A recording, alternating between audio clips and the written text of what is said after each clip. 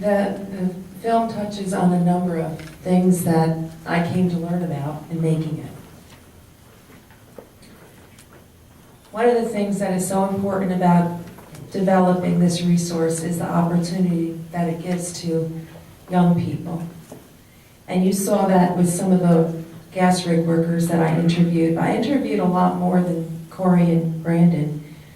There was a young woman from Sharon Springs. She was 21 years old, Sharon Springs, New York, and she was down there working as a safety attendant on one of the well sites. And I asked her how she came to be down there, and she had moved down there with her family because they had no opportunity in New York. And working there part-time was allowing her to make enough money so that she was going to nursing school at the same time. And Brandon Mesco's plan is in 5 years to go to college. She never was able to go to college. She didn't have the money. But he's going to save his money. And both Corey and Brandon are making $80,000 a year, plus benefits, and they work half a year technically because they work 2 weeks on and 2 weeks off on the rigs. So they work 12-hour shifts. So, a lot of times you hear this debate and criticism and, these are temporary jobs, they go away, it's a boom-bust situation, but I would argue that's really not the case. I mean, it's been proven that it's not the case, but beyond just working in the gas industry is what this influx of capital and wealth does to an area. And what it does is seen in the interviews with these young people. It gives them a source of capital that allows them to decide what their life will be and what they want to do with their lives. It gives them choice. It gives these farmers that maybe want to take a day off, these farmers in the southern tier, it will give them a choice. It may give them the opportunity to make money off of their mineral rights so that their land will remain open for those people who enjoy open space to continue to benefit from. The potential for other industry is just a whole topic we've never been able to get to because of all of the noise that's out there over even allowing this to take place. In other parts of the country where development is happening, natural gas development, you're seeing manufacturing coming back to the United States. Steel industry, chemical industry, related industries.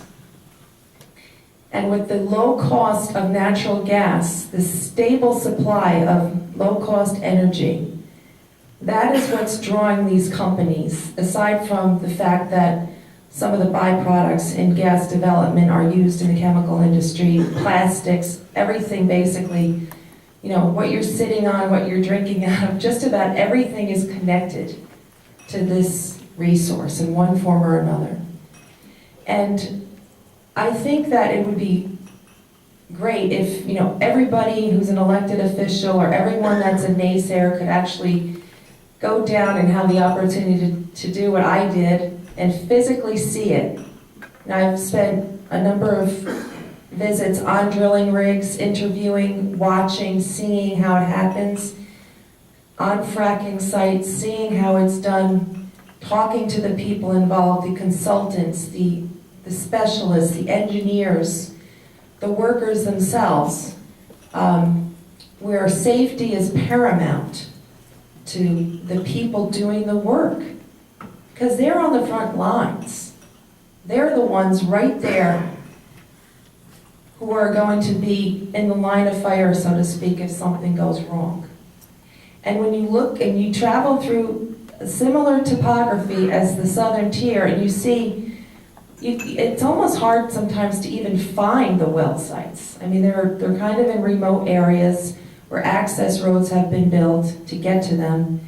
And then when you actually have a finished site, it's actually a very small footprint. I mean, as the other guys here today talked about 3 to 5 acres, when all is said and done, the actual, and the site's reclaimed after drilling takes place, you have really a very small area that almost blends into most of our rural landscapes. And so many of the things that have been talked about as negatives, I think could be eliminated by more education. Certainly hands-on is the best if you can do that.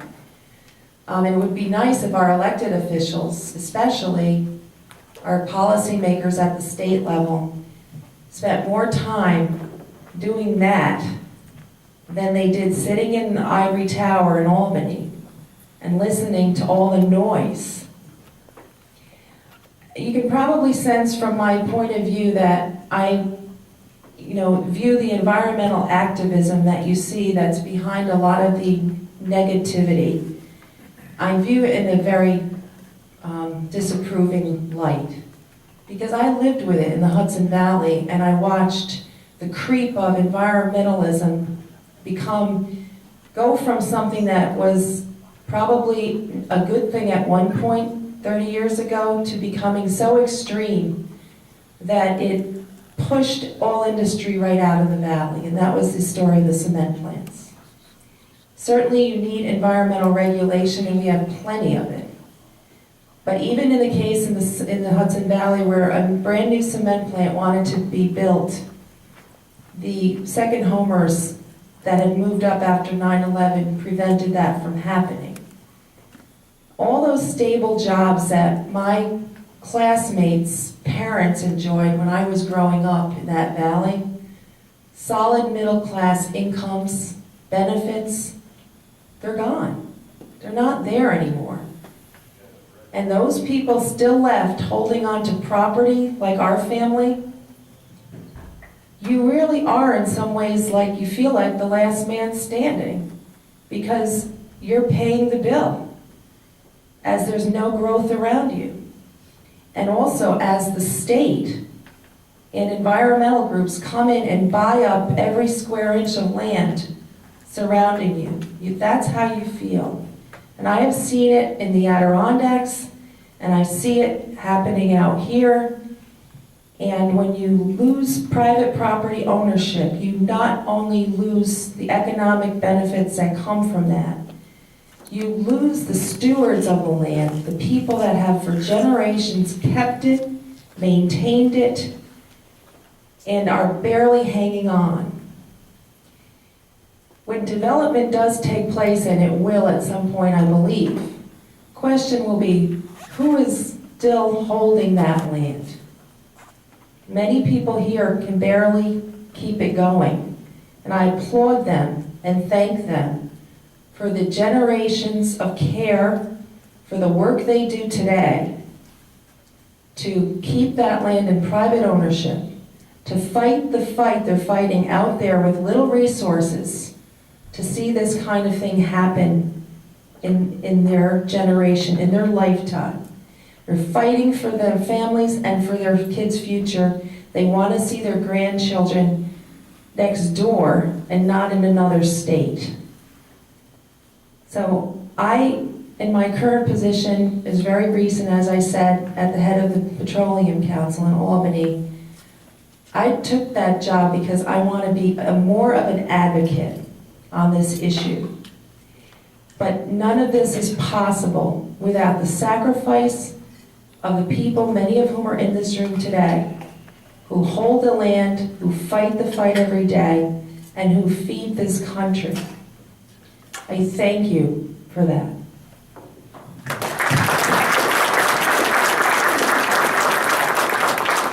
Thank you, Karen.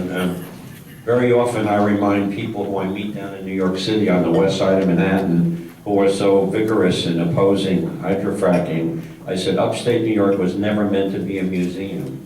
It was meant to be a community of living, vibrant, active people carrying out what they've done and their forefathers did, and the reminder to those people is you have a temporary investment. The people upstate New York have a permanent investment.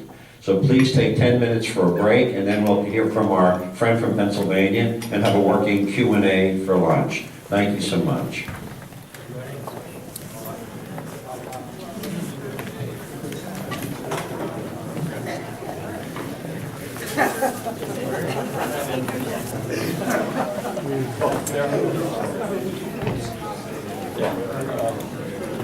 Sarah, I want to appreciate it.